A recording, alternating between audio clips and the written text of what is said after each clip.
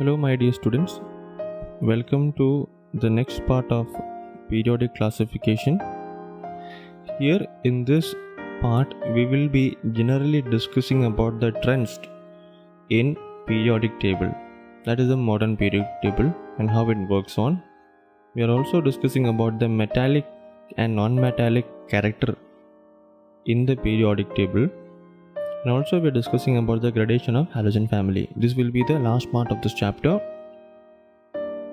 Before starting with this part of this chapter, I want you people to go through the previous part and get a thorough revision where we have learned about different types of different attempt made by scientists to make a periodic table, and finally achieved by introduction of modern periodic table, where we have contained, that is we have learned atomic size is a fundamental feature or fundamental feature for analyzing or classifying these elements. So we are moving on to the next part, that is the trends in modern periodic table. Let us start with the trend of modern periodic table. In this part, we are dealing with the trend of modern periodic table. When I say what is a trend, like when the properties of the element in a period or in a group. I hope you know what is a period and a group. We have discussed about this in the previous class. When properties of the element in a period or a group in a modern periodic table are compared, we found some variation. We can find some variations in that. And these variations are in regular pattern way. This certain regularity is observed in these variations. So these variations are known as periodic trends in the modern periodic table. So with respect to irregular variations, we can we can classify them in the form of like valency, atomic size, and metallic and non-metallic character of the elements. So in this standard, we will be only learning about these regular variations, or we can call them as trends. Let's start with the first trend. Our first trend is valency. We have also discussed in the previous video regarding this valency, how group or a period is actually related to valency. Like for example, we can say that you will find out number of valence electrons in a different these elements. All these elements and the valence electrons will be different. The number of shell is the same for any period. Like for example, for a period, the number of shell will be going from left to right. You will find that while going from left to right within the period, the atomic number increases by one at a time, and the number of valence electrons also increases by one at a time. We have already discussed about this. That is actually mainly with respect to the valency. So valency will decide where you have to fit this element where, because valency is actually nothing but is actually we have designed this modern periodic table with respect to atomic number. So valency is taking a very big role when placing these elements. So this is the first trend. Next part is atomic size. Here atomic size is very much fascinating thing which we have to learn. That is, atomic size here goes on decreasing while going from left to right within a period. Within a period, when you go from left to right,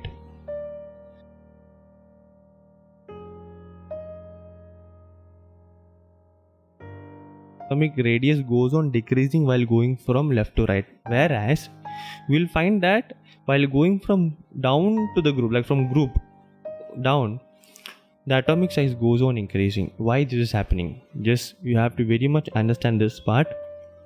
Again I say, atomic radius goes on decreasing while going from left to right within a period. Why this happen? Why this happened? Now we have to understand.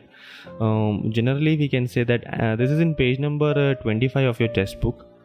Kindly keep this textbook open while you're going through this video. You can pause it and you can check it one more time so that you will be understand in a much more higher level. Atomic radius is expressed always in picometer, which is smaller than nanometer. The 10 raised to minus 12 meter is what 1 picometer is all about. So you'll find that atomic radius goes on decreasing while going from left to right within a period. Okay, so the reason behind this is like while going from left to right within a period, atomic number increases by 1.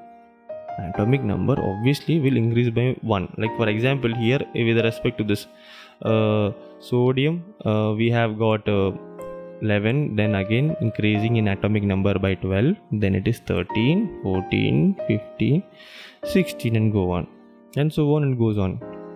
So you have to understand, as we are going from left to right, there is increase in 1 electron.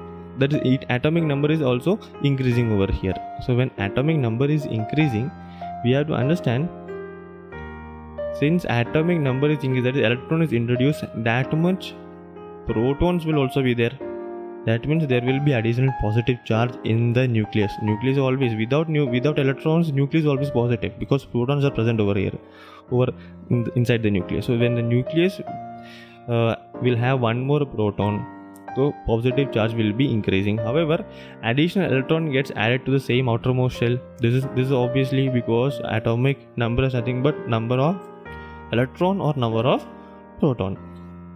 Due to increase in nuclear charge, I repeat, it is the nuclear charge, that is positive charge is increasing due to the addition of electrons or whatever it may be.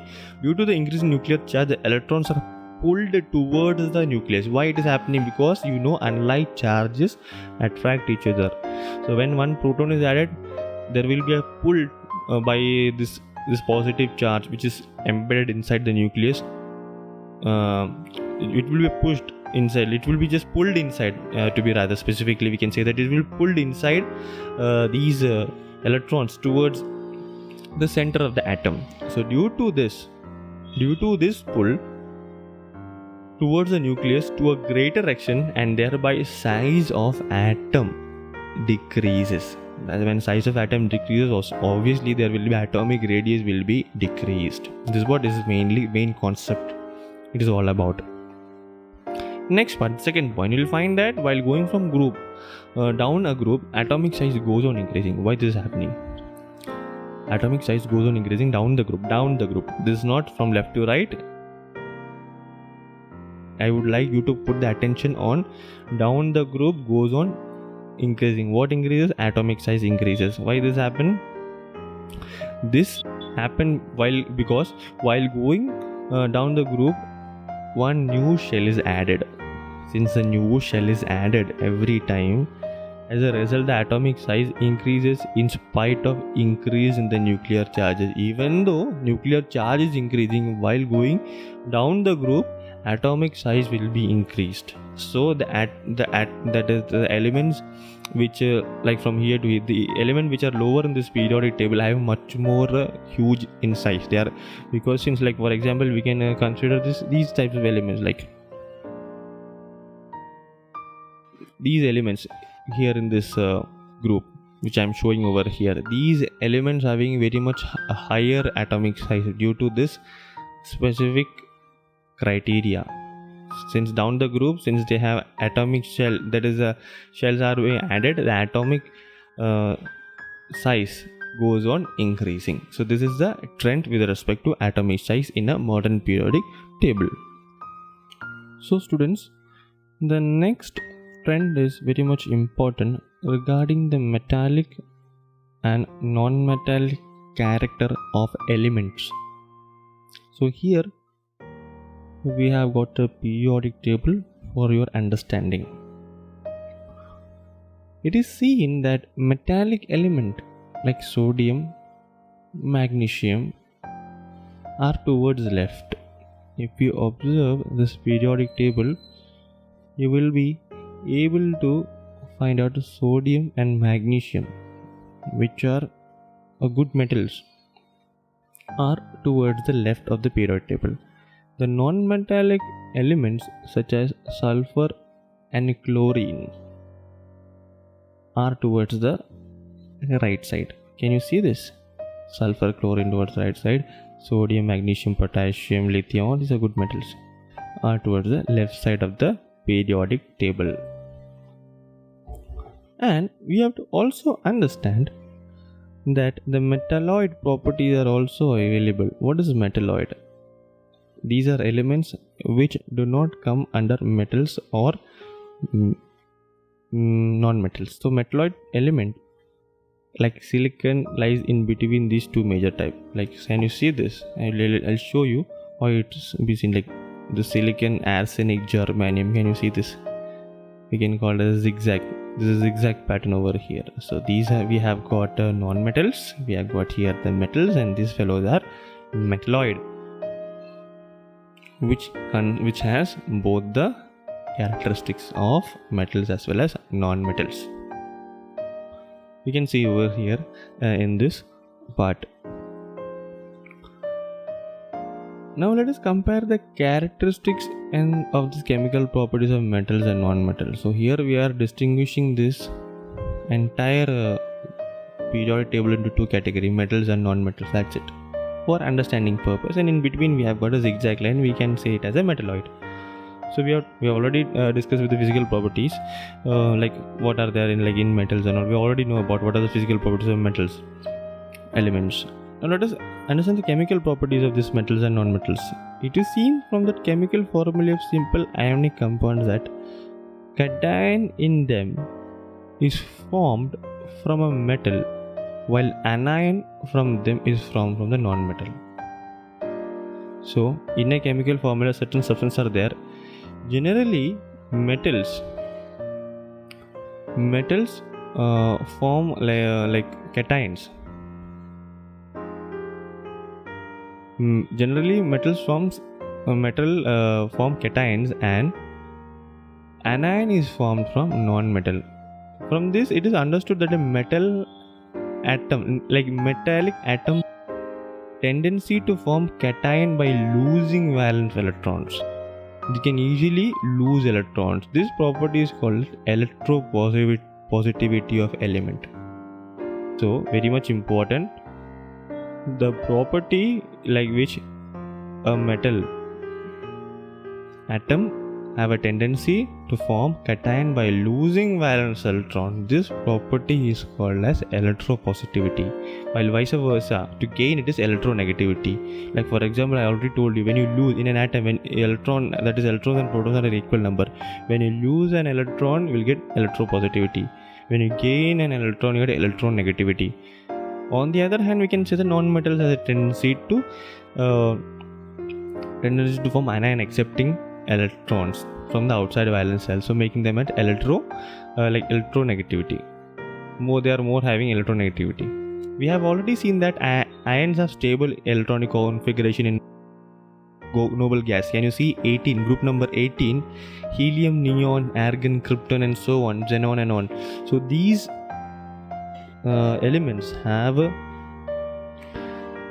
stable configuration. That's why they call us. That's why they are known as noble elements. And electrons in an atom are held by an attractive force exerted on them by a positively charged electrons. Electrons in the inner shell lies between the valence shell and nucleus. Because of their presence, the effective nuclear charge exerting on attractive force on the valence electron is somewhat effective, somewhat less than the actual nuclear charge. Due to this, there will be some nuclear charge will be less. Thus, the number of valence electrons in a metal is small. So, very much carefully to understand. Thus, number of valence electrons in metals is small. 1, 2, 3.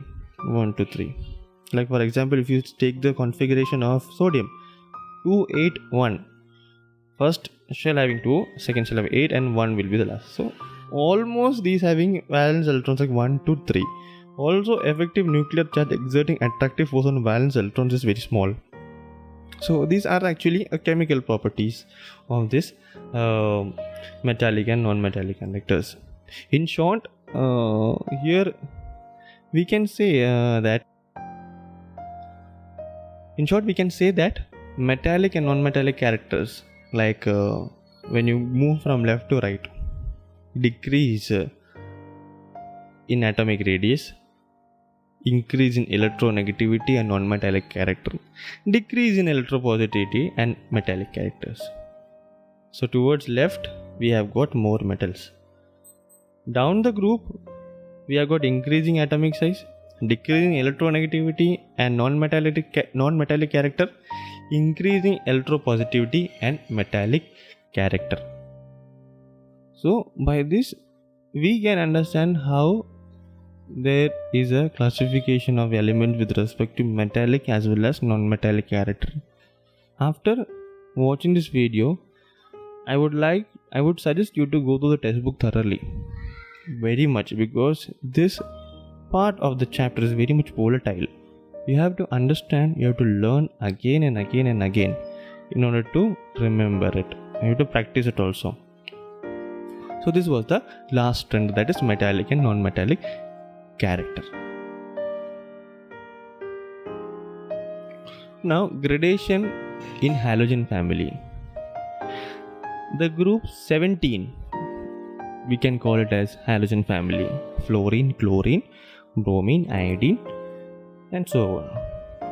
So all of them have general formula of H2. A gradation is observed in their physical state down the group. Thus, fluorine, F2, and chlorine, Cl2 are gases, bromine is liquid, and iodine is solid. So the gradation means particular change.